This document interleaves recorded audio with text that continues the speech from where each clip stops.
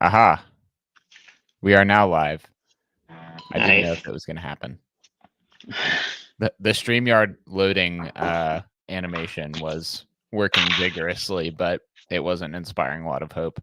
Well, They don't give any notification to everyone else. So I I was just know. waiting for you to say something. Okay, the other one is when you end, it also doesn't give anything. So like you're just kind of standing there staring at each other. But the Riverside, which is kind of like a competing platform that I use for stuff, will do like the countdown on like on the screen for everyone.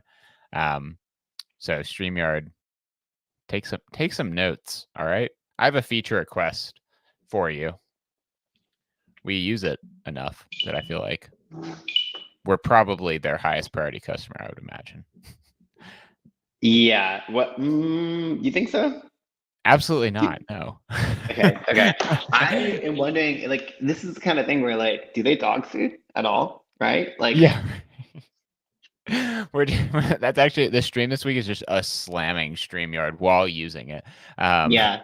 Yeah, right. In the middle, it just cuts out and says, "You've been banned. You can't use this Yeah. anymore." This reminds me of when I mean, I guess in theory people still do it, but when like Twitter Spaces were a thing and people would just get on Twitter Spaces and be like, Twitter is terrible. And you're like, huh, okay, well. Yeah. Well, when Seems Twitter pretty Spaces were first a thing, you couldn't get on Twitter Spaces. Yeah, right. They would just crash in the middle. It actually would kick you out, but it had nothing to do with the content of what you were saying. It was working as intended. Right. Right. It was like a roulette table. Um, all right. Well, as usual, we are obligated to talk about some things we released this week. And we're releasing lots of stuff. So that makes this segment a lot more fun. So I'll pull up the blog and we can walk through some of them. So I think there's two primary announcements this week that kind of go hand in hand. So let me grab, let's do the window or the tab. There we go.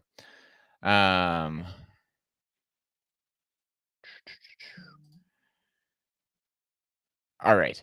So first one here is new transformer embed in JSON. So this is kind of a subtle one. I feel like it wasn't one that first came to mind when we were building pipelines or thinking about all the different transformers or destinations that we'd want to build. But you know, a lot of destinations that you may want to send data to are going to accept JSON. And if you're not sending from a device data that is already in a JSON format or can be converted to JSON, like seaboarded JSON or something like that, then it's pretty hard to interact with those destinations that require JSON.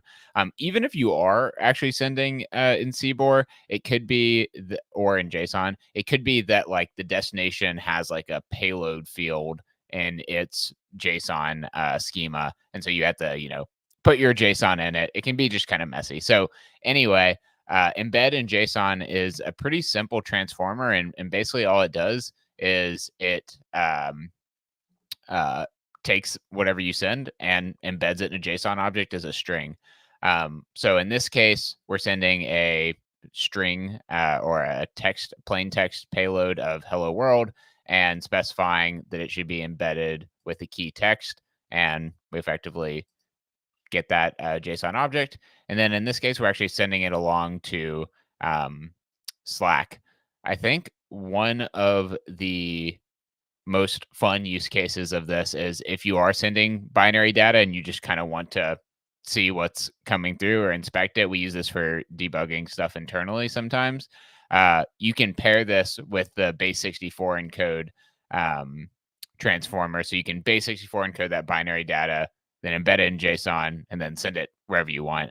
And like I said, in this case, we're sending it to Slack, and you can kind of see how we can get some of that base64 data coming through. So that was a new one that I feel like is subtly useful. So yeah. Yeah, I think this is really cool. What I like about it, or just in general with the kind of stuff we've been doing is I think we've been really good about making our transformers pretty small, which makes them composable. And one of the things you need for that is like a common language, right? Mm. So like in like Unix style like shell programs, right? It's just text, right? And we've kind of settled on JSON for pipelines. And by we settled on, I mean JSON is kind of like the standard for the web too. So we didn't really choose. Yeah. Um, but but I don't know that we like made a conscious decision or like maybe it was just always obvious, but it's kind of just like built that way. And then the fact that there are already tools out there like JSON patch and like so many things um, that use it and accept it, it's I guess what I'm trying to say is like it's really cool to see how it all like fits together, right? I feel like every time we come up with a new transformer, it just makes all the other transformers even more useful. Yeah, absolutely. And I think that you called out a good one. The JSON patch is really, I feel like, the one that makes it the most useful because it's really the only transformer where it's more like user provided input based. So like we have Mm. Seaboard to JSON or basic foreign code, right?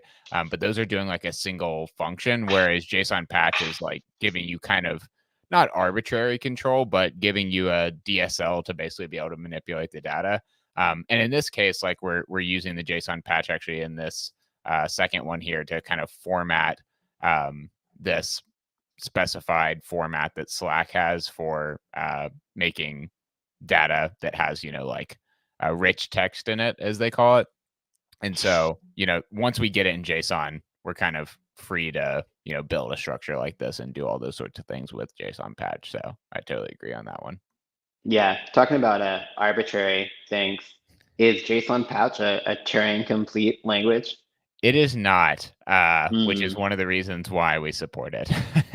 uh, so, although that was an interesting segue, perhaps unintentional, I'm not sure, um, to our second announcement this week, which does allow you to do Turing complete things, but not on our compute.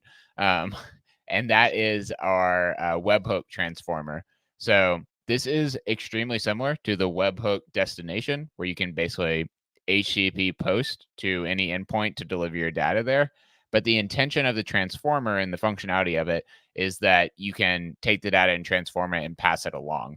Now, I think a natural kind of question here is, okay, well, if I'm going to have it sent to another location to transform it, then why don't I just make that the destination, right? Just pass it straight there and let the manipulation happen and whatever subsequent things you do with this data.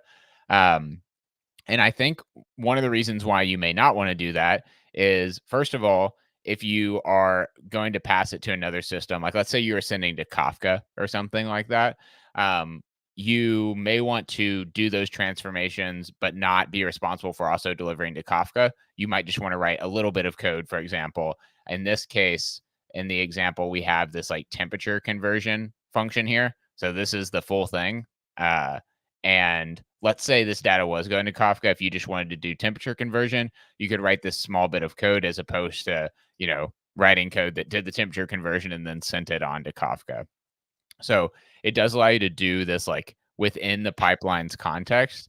Um, Another interesting thing is that you can target APIs that you don't write, right? So if there is a kind of like input output HTTP API that you want to target, you can use that as well. So it's not just that you'd have to like deploy your own function or something like that to perform transformations. And we'll actually have some posts next week, which I think is alluded to in this blog post, showing how you might leverage existing APIs to augment your data and then pass it along. So this definitely introduces a lot of functionality because it is kind of arbitrary logic that you can perform here. Yeah, and I think so. This plus the webhook destination, I think one of the conversations we've had internally is like, well, if we have these arbitrary ones, like, why do we need any others, right? Like, anything that we have implemented ourselves, like as first class transformers, you could have also implemented in a webhook, right, yourself. Um, and I mean, obviously, like, there's the main thing of like of, well, you don't have to do that if we've done it for you, right? And like you don't have to stand up a service or like a cloud function somewhere to do it. But I guess I'm wondering what your thoughts are on that of like, how much should we implement as like a first class feature, and how much should we say, well, there's a way to do it through this more generic transformer? Yeah, I mean, so for some of the destinations, you couldn't use a webhook because it's not, like HTTP.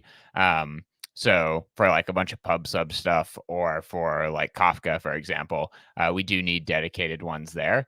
But in general, like the decision of whether we're more specific or more general, I think being more general, especially when we're doing something that we don't necessarily have clear signal on, is usually a good option. Um, I feel like initially when we were working on pipelines, uh, I took a little bit more of like how I would approach a code base and be like, well, I don't want to introduce transformers or destinations that are like throwaway or going to be replaced or something like that. I want to like, think more holistically about this. Um, which I still think that's a valuable perspective to have, but because like there are kind of like infinite things you could do with pipelines. I think in the architecture of pipelines, we really leaned into saying like these should be things that we can build and then decide we don't need anymore and throw away or recycle or have new versions of. And I think the key example of that is the versioning of transformers and destinations so that we can continue to iterate on them. And that's also partially, I mean, I'm not announcing a new feature here or anything, but um, partially that's driven by the fact that we think that users should be able to define these in the future. And if we do that, then we've kind of lost control about maintaining the structure of like what transformers should and shouldn't exist. Right? People just implement them and they're usable. So I think if we get to that place, then we might as well kind of like lean into saying, hey, let's build whatever makes sense right now. Give it to folks, see how they use it. If no one uses it, then we can deprecate it or replace it with a new thing. So at some point we'll have to do some sort of curation and discoverability of these Mhm. when we get to enough of them, but right now still small enough that it works out pretty well. Yeah, I think we've talked about before that like GitHub Actions was a big like inspiration for a lot of like the feel of pipelines. Hmm. And I think, talking about like user defined transformers, right? That feels like similar to the actions thing, right? Where like the Yeah. way you include an action in a GitHub action is the same. It's just like listing the repo name basically and a version. But some of those are written by GitHub themselves, and some of them are written by third parties. And I feel like I don't know. It sounds like in your mind, right? Like that's where hopefully we could get in the future, right? That like we'll open it up and you can write your own or use somebody else's, but we'll still support a few that we think are important ourselves. Yeah. Yeah. I think that's absolutely right. Um, Yeah, I was actually thinking about this recently as well as we've kind of we were just talking about JSON patch. It certainly gets a little bit, well, I guess if we go back to the embed in JSON example, like it certainly gets a little bit unwieldy. I mean, like look at this patch. It's Hmm. pretty large and so for example here like I basically want to say I want to add this blocks element with some sub structure as well and then just like remove everything else. Well, I'm having to like go through and know what the payload looks like. So it's definitely like I'll fully acknowledge here this is pretty cumbersome. It feels like you are able to do all these sorts of things, but I think it's a good place to look at and say, hey, how could we maybe improve this and make it a little bit better? And I think maybe an example with Slack, the Slack webhook. So we're using just a generic webhook destination for it. Well, if we built a Slack destination that let's say just you could pass any input to and it handled like encoding it in the JSON structure that was necessary for it. Um, then that might make the UX here a little bit better because you wouldn't have to do all this patching. That being Yeah. said, if they introduce a new feature, right, folks are dependent on our implementation of the Slack destination supporting that. So I think longer term we'll probably have both, right? It's like, oh, if the latest version of the Slack destination doesn't support whatever feature you want, just use a webhook and JSON patch and figure it out. But if you're just getting started, maybe it's a little less intimidating for you to use like a dedicated Slack destination or something like that. Yeah. Yeah, that makes sense. Cool. Well, Cool. I'm really excited about both of these uh, transformers. I think maybe this is like a little plugging, but like it has been really exciting over the last 3 weeks, a month, where we're releasing like 2 or 3 of these every week, and it feels like, and internally, right? Like we saw, right, like the long work and the amount of effort that we put into like build pipelines. And then just seeing now like how fast we're able to iterate now that like we have that base that we spend so much time building has been really rewarding. Yeah, I totally agree. And I think that's like an interesting, neither one of us are product managers, but I think it's like an interesting product insight to say like, think about building things that allow you to build more things, right? And allow you to ship faster. And I think it's hard sometimes to make that investment up front though, because we certainly had a pretty long period of time where we were certainly shipping features and improvements and things like that to the platform. But, it was pretty quiet. I feel like leading up to pipelines, there's actually a good amount of firmware work going on. But on like from in terms of platform features, it was like, pretty quiet while we were working on getting this in place. But it's really paying off at this point. So it's always a balance of those two. Yeah, and we didn't have to do a whole lot of convincing here, but I've definitely been in the position in the past of like pushing really, really hard for like investing in an architecture, Yeah. and then and like promising the fast iteration that we'll get in the future, and then just kind of like holding my breath and hoping I was right, like. Yeah, yeah. Right. For sure, for sure. And it's also interesting, like, the size and shape of the company is, a big factor in that, where it can be like really outside of like product or technical requirements. It could be, like related to needing to hit certain milestones for a next round of funding. It could be related to, what, a large new customer coming up or something like that.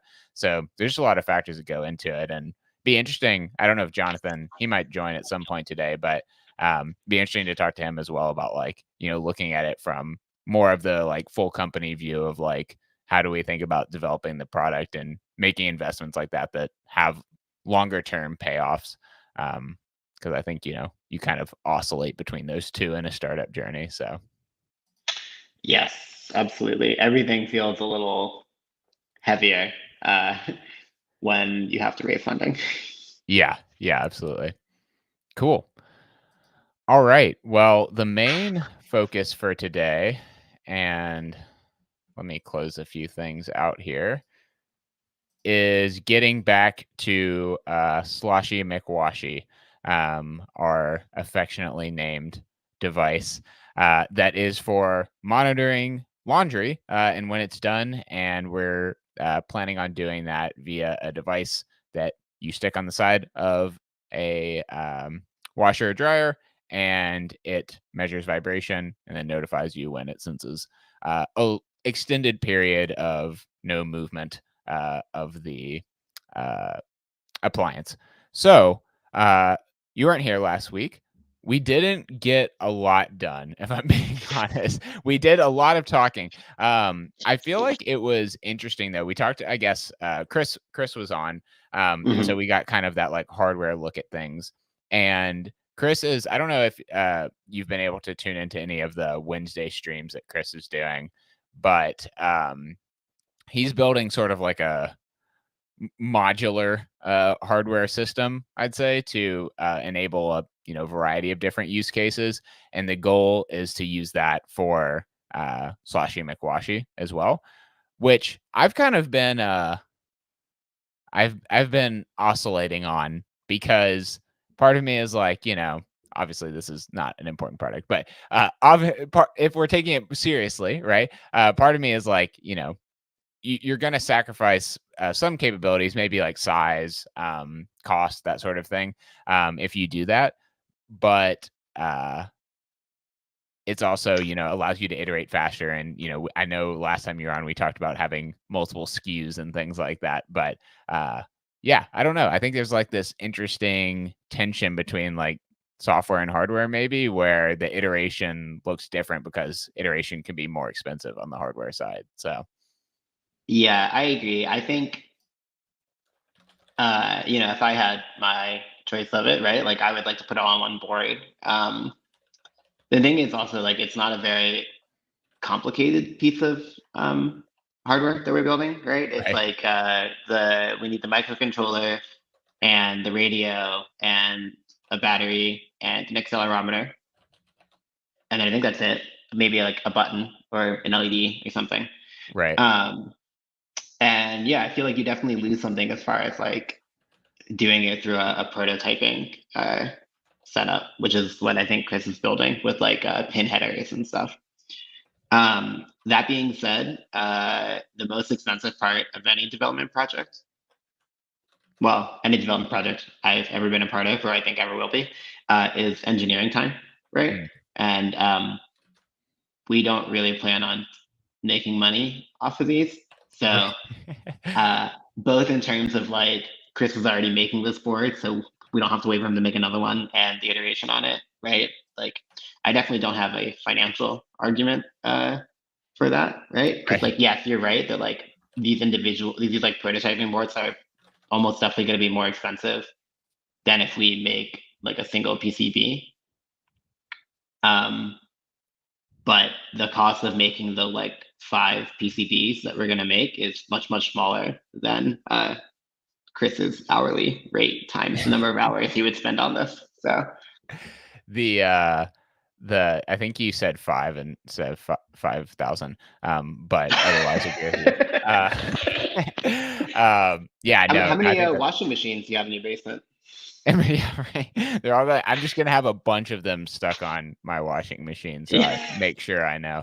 My phone really gets blown up every time. Yeah. Um, so, but given that we don't have Chris here, actually, I'll go ahead and start sharing the notes. So we have that up on the screen. 1 second here. The other thing I think is that like doing it with the headers, it feels more like that's kind of the hobbyist. Not Chris is like a professional engineer. I'm not calling Chris a hobbyist, right? But like he does like to tinker at heart, and I think it's like appealing in that way, right? Because you can always iterate. And I think something about building a product is like, well, actually, we need to like descope this, right? We need to like decost Mm, things, bring it down, and like focus on what the actual product is. And like the product is not a hobbyist tool, right? mm. So, um, yeah. Although that being said, again, in like professional context, you have lots of other tools that make it easy, like pogo pin holders and bed of nail testers and things like that that you can use to break out signals. And we don't. We're not Yeah, going to invest in those. They're very expensive. yeah, right. Yeah. Well, cool. Well, so from the discussion, we talked a little bit about like planning for the hardware as well. Thinking about how many pins you're going to need. We talked a little bit about the difference between the C3 and the S3, which, a variety of different things between those two. The S3 is a little more capable. It's also extensive versus RISC-V, which doesn't really matter too much for us. Although we made some good jokes about me supposed to being RISC-V evangelist. So I'm doing my duty here. But there's also a lot more pins on the S3. Now, once again, that's not super important for us, right? Because we have like one accelerometer that we're talking to. So it doesn't matter too much. The C3 is also, I want to say it was larger. Sorry, the S3 was larger. And so it was going to be harder to fit on the board. Or it was hard to, we couldn't fit the S3 module on the board. So we also talked a little bit about modules versus like chip down. And I think Chris is going with the chip down approach to save some space. So anyway, that's So mostly what we wait, did. Yeah, did we pick the S3 or the C3? the C3. Yeah. Yeah, it makes sense. Again, right? It's like we don't need the things in the S3. Like I think that's Right. again that tension of like this product is actually very simple and like does not require a lot of fancy things. Yeah. But we like fancy things at Goliath. We like playing. Yeah. Well, also, like we have a lot of different customers on different platforms and doing different things. So it's nice if we can, adapt to show off a large variety of things. So, anyway, I'm sure we'll get back to the hardware on the Wednesday streams. Folks definitely should make sure to tune into that. Today, since, the two of us are here, I wanted to think a little bit about the firmware and cloud like architecture of the product because despite it being relatively simple, there is kind of a lot of moving pieces. And one of the things we actually haven't talked about too much is like how are we going to notify, via a text message or something like that? How are we going to, determine what device belongs to what user, right? Like there's a variety of layers kind of on top of a device platform that we have to implement to be able to make this work. And maybe part of it is like for the initial prototype, it doesn't really matter. Maybe we all get notified when one of our our laundry machines finishes or something like that. But that's obviously not like a product solution there. So yeah, maybe like looking at the firmware side and the cloud side. And I was maybe going to have you start off with talking about like when you're starting off a firmware project, what are kind of like your initial steps, right? Do you go and like look at the data sheet for the components that you're going to have? Do you go and look at, if you've decided on the platform already, which we're using Zephyr in this case, do you go and look up the drivers, make sure they're supported? What's kind of like your order of operations typically? Yeah. So I guess, um, well, I think there's a little bit of like, at what point is this, right? So Hmm. like before we even get into like firmware engineering, there's like the systems engineering part, which is kind of like what we've been doing. Hmm. And so I think it's like part of that as part of like component selection should like that's when you should consider like is there already software support, right? And you need to consider like how much RAM, am I gonna like estimate that these different things are gonna need. Again, for this product, like we don't need very much RAM, so any part we pick would be fine, right? But like if we had a display, right, like are we gonna have enough RAM to hold, two frame buffers, things like that. Hmm. Or if we're doing like, if we're running AI models, do we have the RAM for that? Do we have the flash space to hold it? Do or if we wanted to like for some reason, right, like log the accelerometer data on this washing machine for like a week, do we have enough external flash to like hold that data? How often are we going to be sampling, right? There's also when you would like look at power and things like that. So I'm going to assume since we want to like talk about the firmware, the question was about firmware, that like we've done that systems engineering. And again, we don't really have to on this one because it's not that hard. I mean, well, actually, that's not true. Mostly because I don't want to. Uh, but like, I feel like that's where we've been. But as far as the firmware, I think the where I would start a project, where I generally start a project, right? Um, this one is kind of nice because since it's in Zephyr, a lot of the stuff that I would normally spend time doing is already done. Like, um, the first thing you do is you power it on, you connect a serial port, and you write a serial driver, and you get it to talk, right? Well, there's already going to be a serial driver. So we basically start by like setting up the workspace, like setting up an application as if it was your full thing. Um, and then but basically it doesn't do anything, right? You can have it print hello world in a loop. You can have it with an echo program on it. Basically, you just want something that you you can like flash onto the device and run. And so that you're like, okay, cool. Like my compiler is set up correctly, my bootloader is set up correctly, my linker scripts, right? Like I can write firmware to this device. Hmm. And then you start from there. There's uh, a metaphor I like that like gets used in like test driven development, which is like the way you build Microsoft Word is you start with a blank screen and then you debug it Yeah. until it works. And it's kind of like that, right? Like the first thing is just like get the blank program running. Yeah.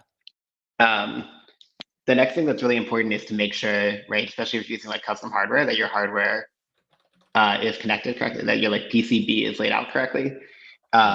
so you would go like basically device by device for everything that's on the board and bring it up. This is basically board bring up.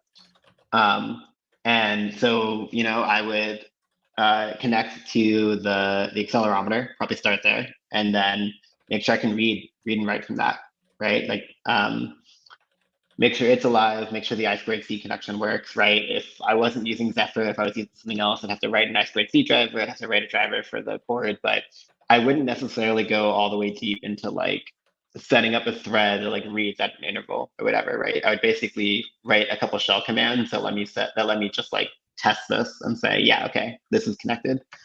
And then doing that for the rest of the hardware on the board as well. Same thing, for wireless and things like that. That's basically where you start, right? And that's like from there you can like choose where you go as far as like which of the features you want to implement first. But like those two steps I think are the most of like where you should start every project, right? Like set it up, get your sort of like blank application working, and then bring up all of the hardware on the board and make sure that's okay. And this also, again, like in a larger organization, this sort of like dovetails with the either the proto or the EVT stages of development, where like that's also really important because your hardware team is waiting on that feedback, right? Like they need you to bring up that board so that they know if they need to make any changes to the layout, if they forgot to pull up on the I2C line or something like that. They'll also use it usually to like, once they have firmware, like something that they can run, especially if they can like use the command line or the shell. They'll be using that to check different especially like a battery powered device. They'll be doing it to like check different things. So like as a firmware engineer, I'm just doing like the smoke test, right? Like, can I talk to it, right? But then I'm also giving tools to EEs where they can like put the accelerometer in different power modes and measure the current that it's drawing, right? To like make sure that it's drawing the expected current, right? To make sure that there are no leakages or shorts, turn on all the LEDs and make sure that, there's no shorts or like unexpected current draw, things like that. I guess from there, or like in the process of doing that, what you're also doing is writing in the interactive shell that the manufacturing team will use. So like, and again, this is something that'll like grow as you go through product development, but that's also usually one of the very first things you need to do is provide support to either I guess it depends on like the manufacturing model you're using. If you're using like an ODM or an OEM even, or like a CM, they might write their own firmware actually to do tests in the factory. But a lot of times you have to write that firmware. If you're doing more of like, if you have like more hands-on onto the manufacturing process. So you give that, and then either you, depending on how big your team is, or your manufacturing team, if you're a larger company, right, will then like write some kind of script that like interacts with that on the device so that not only are you testing, right, in the first like pass through, you're testing like, is this design good, right? You need your script to do that. But then every board that comes off the line, you need to test it to say like, okay, the design is good, but like, did we do it right this time? Like, are all of our solder joints correctly done? Is everything where it's supposed to be? Did we leave a component off, right? So that's the other thing that's like one of the early things that needs to get done.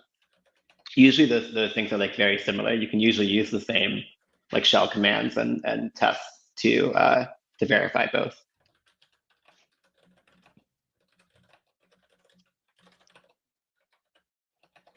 Awesome. That makes a lot of sense.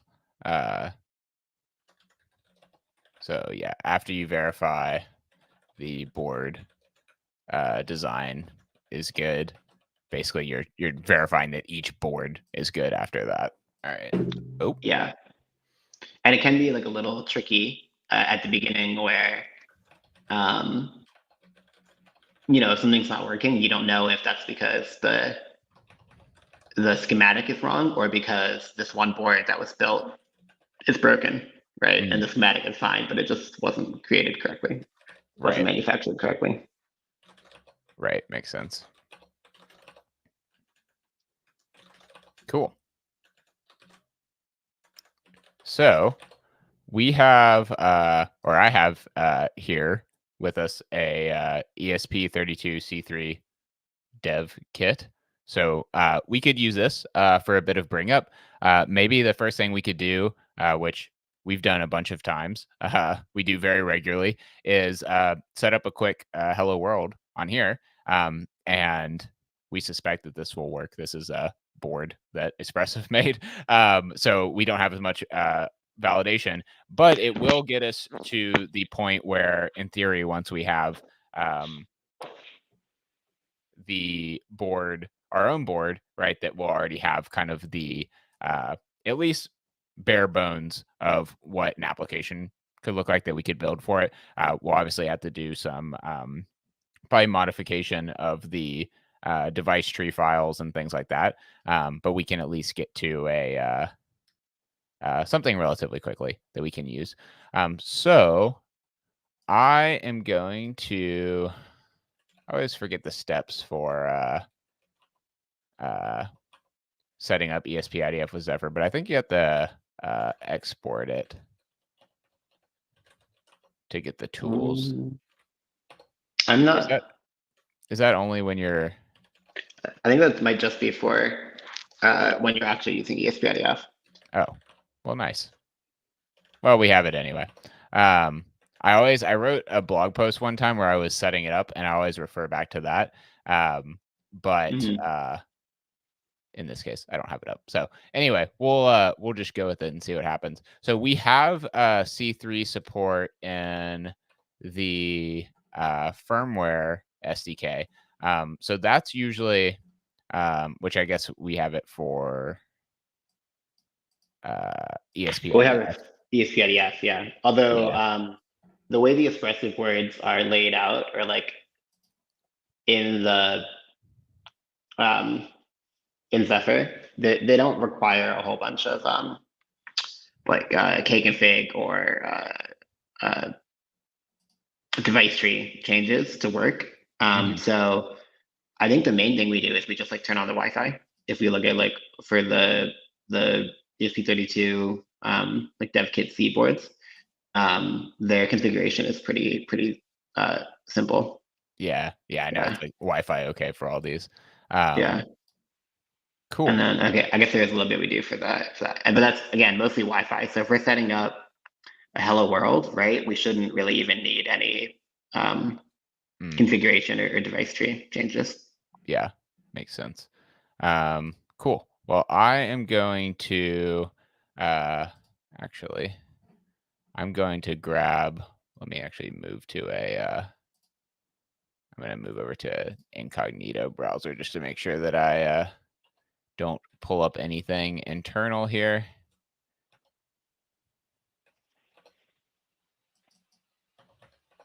One second. Usually what I do is I'll just take one of our example applications and copy the west.yaml out of that to get started. One of the like reference designs. Yeah, or just like literally anything that we have, because it looks pretty similar in all of them. Yeah, but you mean not the examples in the SDK, right? Right. Yeah. Okay. Yeah, cool. So I'll just like, well, we don't need some of this stuff, but I'll get it out of there. Yeah, one thing that the reference designs do that I actually would build my own application differently is that like it uses it just brings in the SDKs west.yaml and like uses that as sort of the main one that we're working from, and then that one imports Zephyr and everything else. I prefer like a less Golioth centric manifest file, which I know I'm not supposed to, but so I would like bring in Zephyr as like the main one, filter out all the stuff I don't need, and then add the Golioth SDK as like another additional module underneath that. Gotcha. And we do have instructions for that in our documentation as well, how to do that. Oh, nice. Well, let's use that then. Let's see. I believe it's in the examples Zephyr README. Nice. Yeah, adding the Glide firmware SDK to an existing Zephyr West project. Yeah. Cool. Although we should change that revision. I will do that. That's a ticket for me.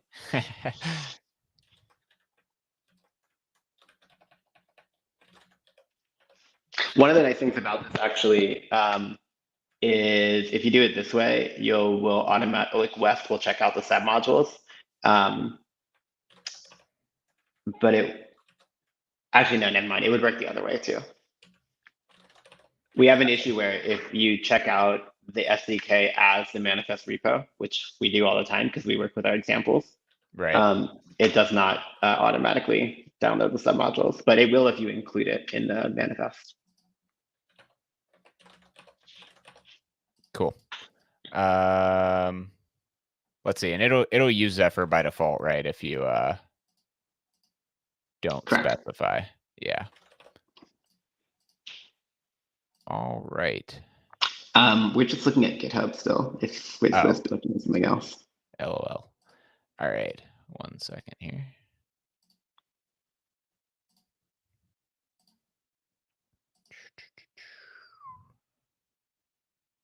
To make sure I'm selecting the right thing here. There we go. All right. So yeah, so just use Zephyr by default here, I believe. Oh, wait, actually, sorry, can we go back to that? So Yeah. in this case, we would also need to include Zephyr separately. Gotcha. Let's see. Do we have an example of that? I can never remember the syntax exactly. I believe in the memvault example app. I think I set it up that way. Yeah, I think you're right. Or at least for actually it is for the on the NRF side, but not on the but I can use that anyway. I'll use this as the example. More tickets.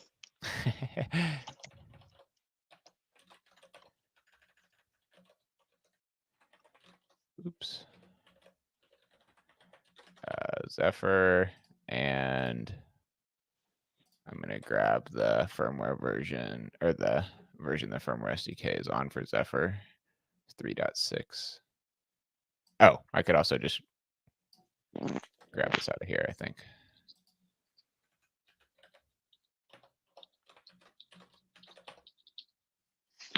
Yeah, we are going to want to filter what Zephyr brings in, and it'll be a little bit different since we're not using Nordic hardware or NR. Right. But I yeah, think I have most of that an example from that because okay. the place where when we bring it in for like when we bring it in via the Golioth SDK, we have that same filter. Yeah, yeah. Or part of it, rather. All right. That should work. And then we can knock out the Nordic and NXP hulls. Yeah. And I'll get rid of this. And I need to update that revision. Was it 3.6, I believe? Yep. And update the Zephyr dash project. I believe it's Zephyr project dash RTOS. And then Zephyr. Yeah. All right. You forgot an R at the end of Zephyr. It's actually just a new project that we're using. Zephy. Zephy. Cool. And then let's see here. I think that should be good. All right. And well, knit. So we have our, I can show it here so it's a little easier to read. We have our West setup here. So our workspace, we'll just make the one directory up here will be our workspace, and then firmware will be our actual application there. And then we can do a West update and download the internet. Yeah. Did you want to do like a narrow update? I didn't remember the syntax off the top of my head, so I just went with the full thing. Sure. Sure. Cool. Well, let's see. What do you want to talk about for the next 10 minutes? Yeah. It's usually not too bad. No, it won't be that bad. And the filter list is what will really help. Yeah. And then I guess it won't matter for if we're just literally printing over serial, but also I could be actually getting some things set up here while we're waiting, but we'll also need to fetch the blobs for Nordic as well. Espresso, yeah. Yeah, that's what I meant. All right. Since we have things handy, we might as well go ahead and do the a little more than Hello World here, I guess. We can do the Golioth Hello World just to get us set up. Yep.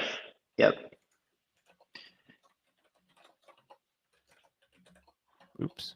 Main.go. One day. I hope not.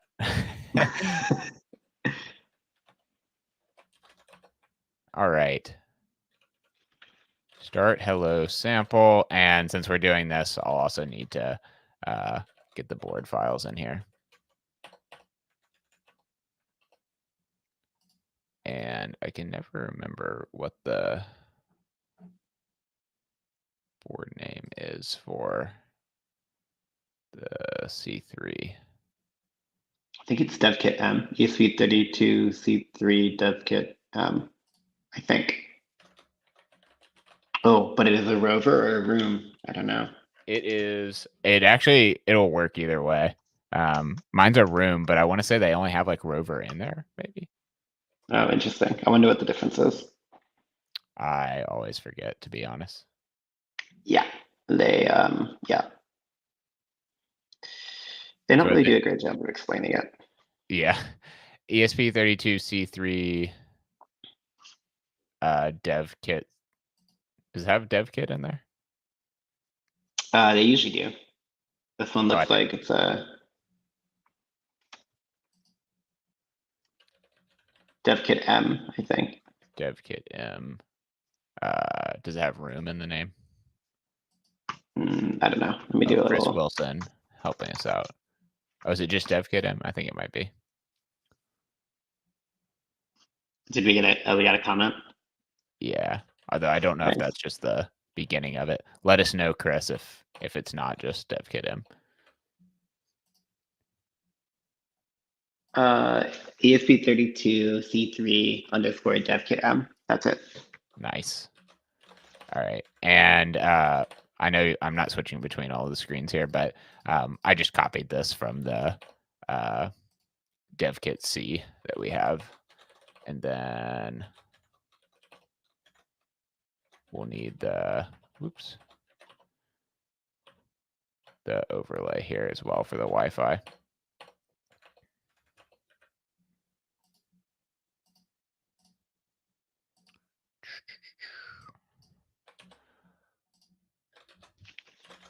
All right. We can check on progress. Looks like we're all set there. Okay.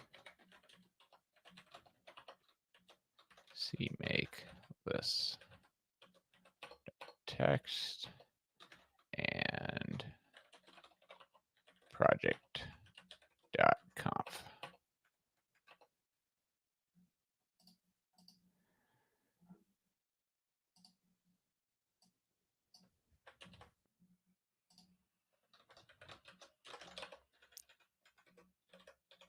Project Sloshy McWashy, abbreviated SM for now. All right. And we can use some hard-coded credentials, which I will put that in there once I have a better setup for doing that off screen. And we'll create a README in here just for other folks to be able to set up in the future.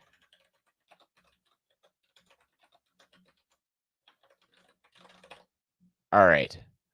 So I think I've got everything there. Oh, I need my cake and fig also. Close. So close. Close, but no cigar, as they always say. All right, and we'll bring in the common stuff for now. Although, common is just for examples, as we clarified this week. That's right. If it breaks, it's not our fault, except in this case for everyone, so it is our fault. Yeah, right. All right.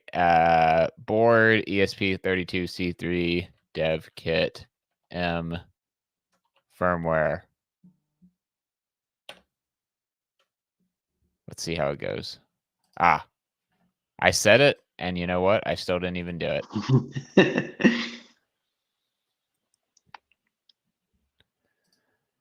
Binary blobs, what are you going to do? Yeah. What are you gonna do? Have you seen the project where the person is like reverse engineering the expressive Wi-Fi stack stuff? I haven't. That's interesting. Let me see if I can find it here. I don't know. I'm like, why? Because it's interesting. Yeah.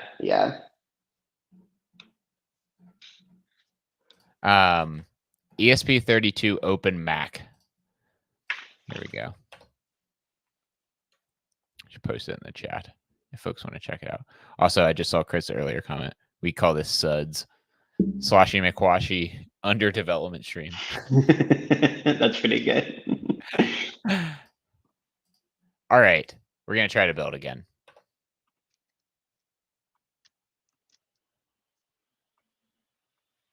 What do we have here? Errors occurred. Command depth graph add edge. That is a new one for me. Wait. No, I think it's higher. Go back. Oh. Could not find requested file UF2.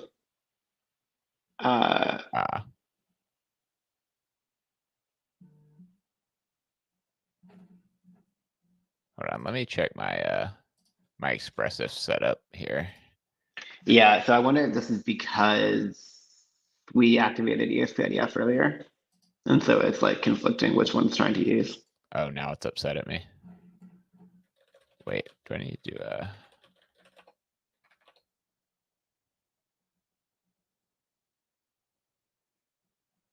Here, we'll do it here and see if it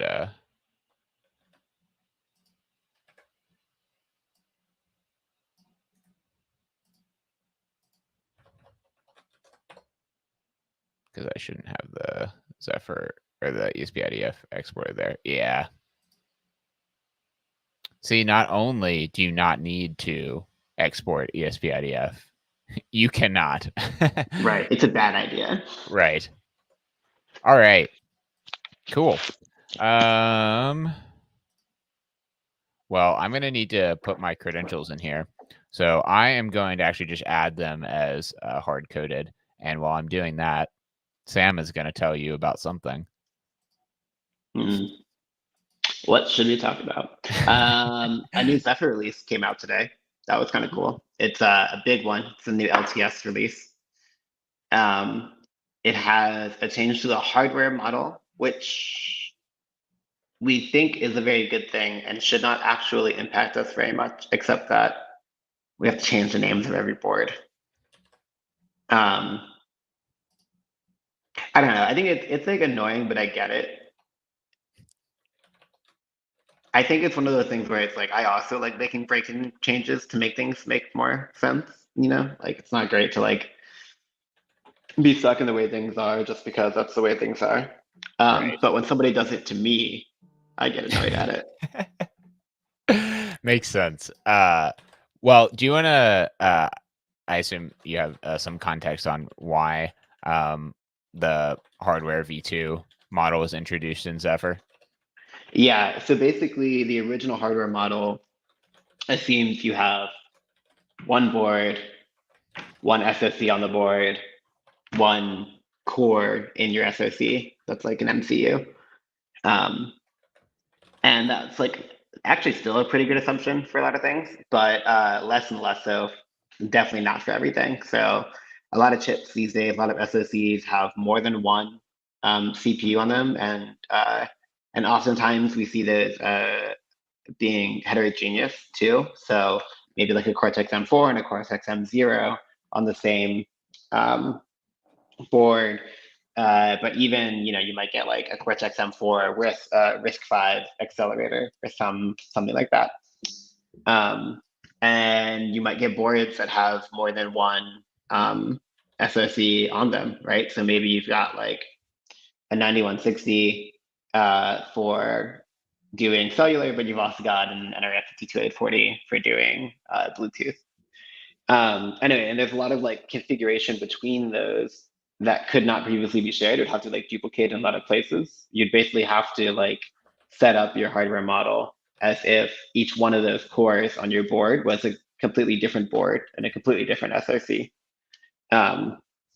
So the new hardware model is more like hierarchical, and it allows you to share some of those definitions in those situations where you do have like multiple SoCs or multiple cores inside an SoC. Nice. Yeah. Great That's explanation. my understanding. Thank you. Yeah, hopefully it's right. I know that I was hearing from some of the people involved in the Zephyr community that the video explaining all of the changes in Zephyr 3.7 is well over an hour long. So there's a lot coming. Nice. All right. I have created a new, which once again I can share here instead of just talking through things that you're not seeing. Well, actually, hold on. I'm gonna finish setting this up and then so that I don't have to keep switching back and forth. Let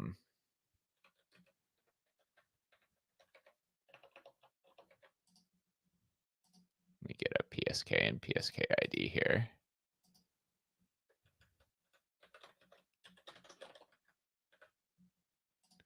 PSK. All right.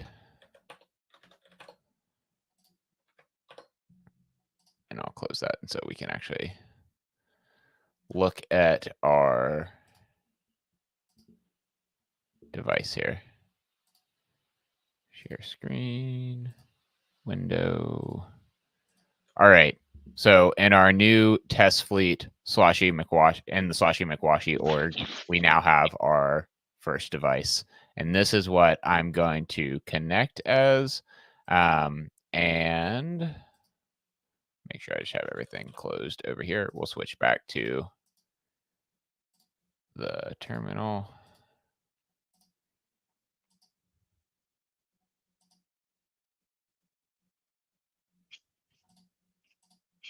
All right, so I rebuilt it real quick with the hard-coded credentials in there. Let's also make sure we can, let's see. Oh, wait, yeah. Does Espressif support West Monitor? Or is that Nordic? I don't know. I don't use it. Either way. USB 0.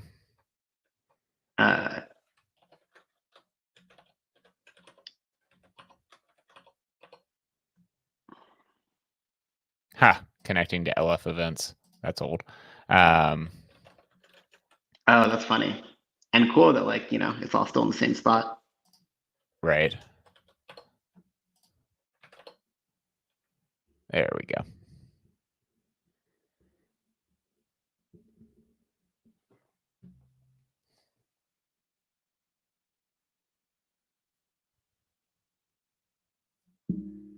All right.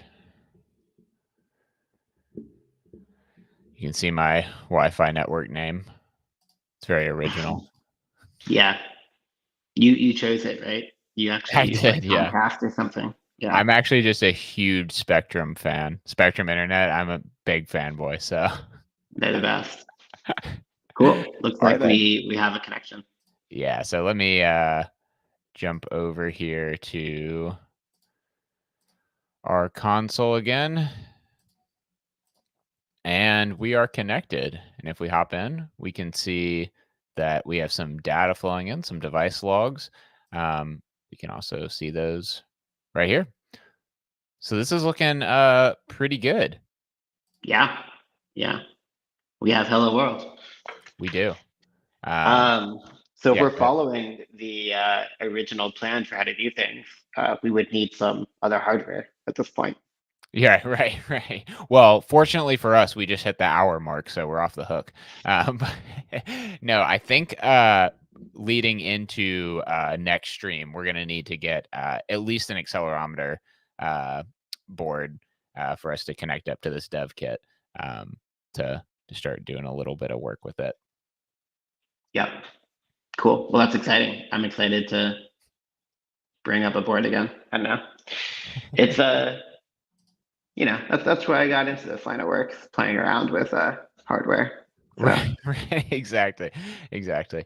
Yeah, we'll have to get a an estimate on how fast Chris can get this board made too. Um, so yeah, I mean, he's also doing it once a week in a live stream, right? So right, yeah. So turns out that we haven't pivoted the whole company to it yet, but soon. not, yeah, not yet.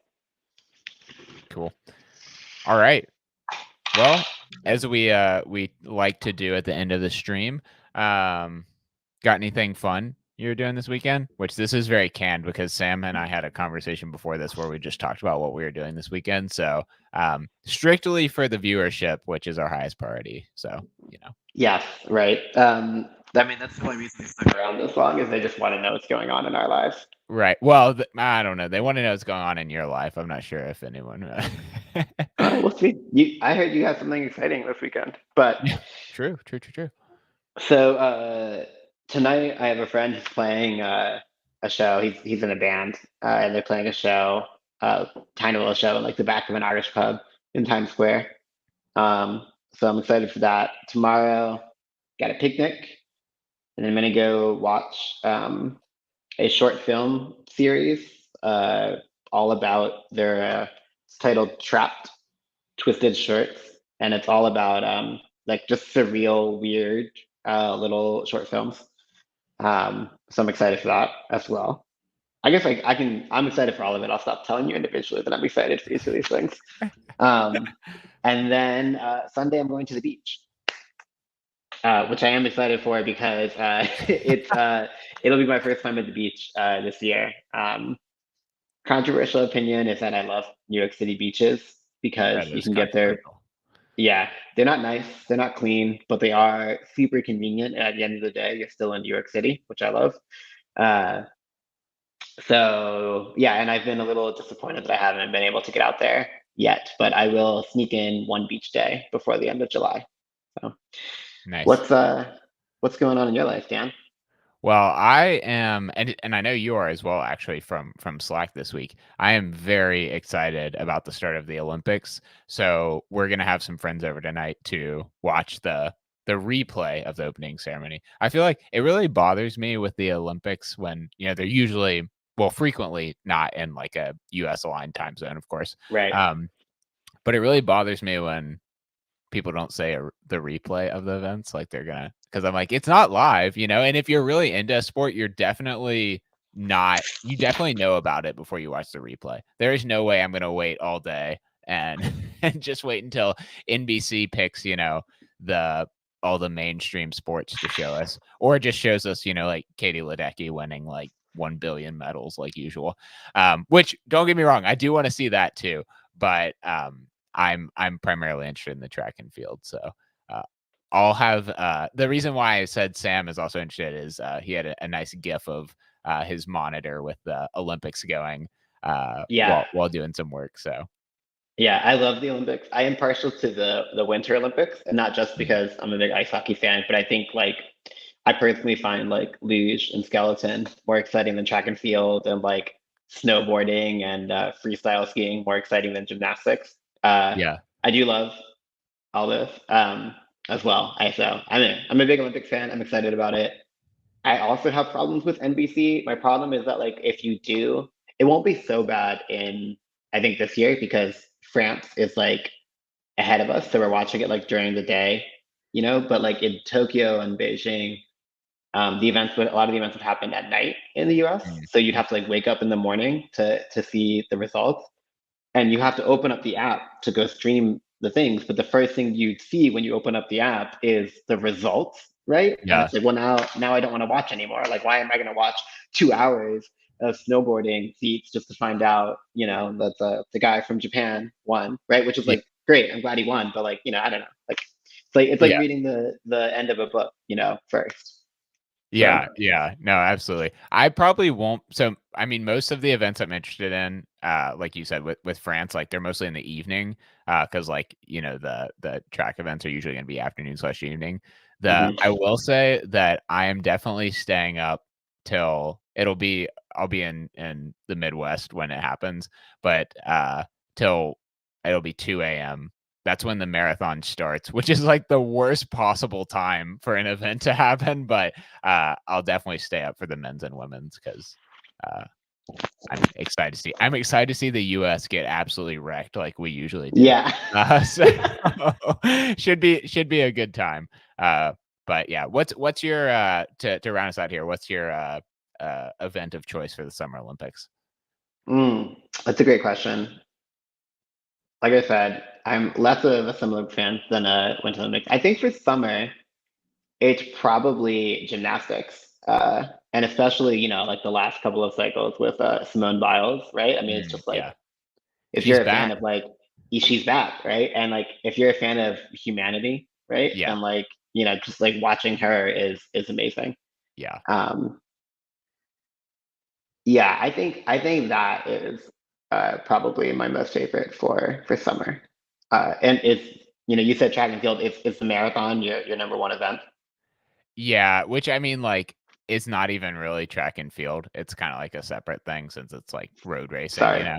Yeah. sorry. No, I think it's still in the I think it actually is, categorized as track and field. But, that's probably my top one. I really so the men's, actually, the men's and women's 1,500, we really like one of the women's 1,500 runners from the US. Um but the men's race is not going to be contested by a U.S. person, probably.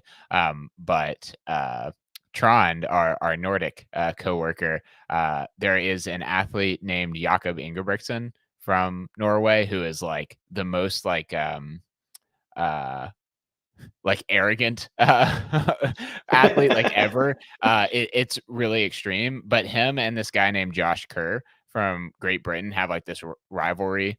It's pretty like intense rivalry where they really like say terrible things about each other all the time. And but Josh Kerr has been beating him, and so he's like very, like arrogant, but he keeps getting beat. But I think he's gonna have a comeback. So I think that's gonna be like the big race in my mind for all of the running that's gonna happen. So I'll definitely be tuned into that one. Do you have any like newer sports or sports you're like not as familiar with that you're excited to like learn more about? Hmm.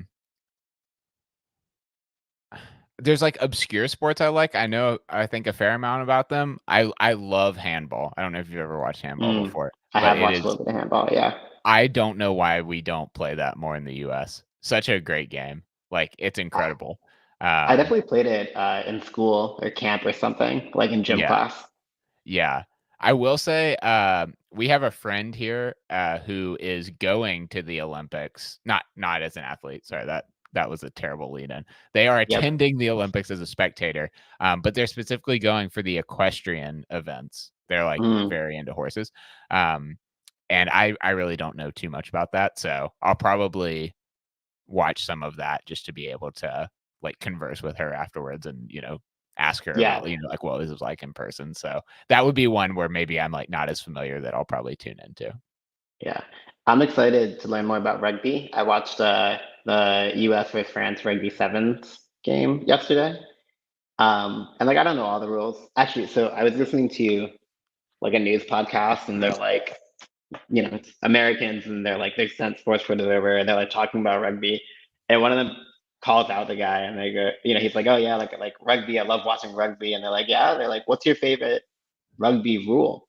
And he goes, oh well, I mean that first rugby rule is great. The second one's pretty good, but like Typical American. yeah. Oh, this sport is interesting. It's ours now. So Yeah, but we don't know anything about it. right. I'm sure we'll win though. Yeah.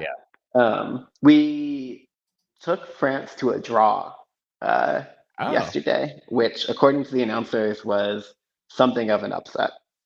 okay. We were supposed to lose to France, and we took them to a draw. Well, I guess that balances out our men's soccer team getting absolutely wrecked by France. Yeah, that was pretty brutal. I mean, it's not like we thought, it was going to go well, but it just did not. So Yeah, it's okay. We have basketball, which is basically only an Olympic sport, so that America gets a guaranteed gold every year. right. And even now, you never know with basketball, honestly, because there's so much international talent. So we have women's soccer though, which is we're Yeah, much more competitive in. So anyway, yeah. cool. Although it was, sorry, last thing I'll say, it was Yeah. equally not fun to watch them demolish Zambia yesterday. It was like Oh, an I thought it equally was kind of uneven fun. game. Okay, I thought it was kind I of like a little competition in my games. yeah. I like a little domination in my games. Yeah. Yeah.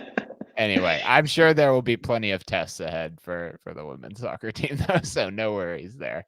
Um, cool, awesome. Well, we actually like did some stuff. We've done a lot of talking on the Sloshy McWashy streams, but we actually did some stuff today. So we'll push the code Sure up. did. The repo is public for anyone who wants to take a look, and then we'll start getting some hardware in and actually make some real progress on it. So cool. Yeah. Well, thanks for Cool. joining, Sam. Hope you have a great weekend. Thanks for having me. You too.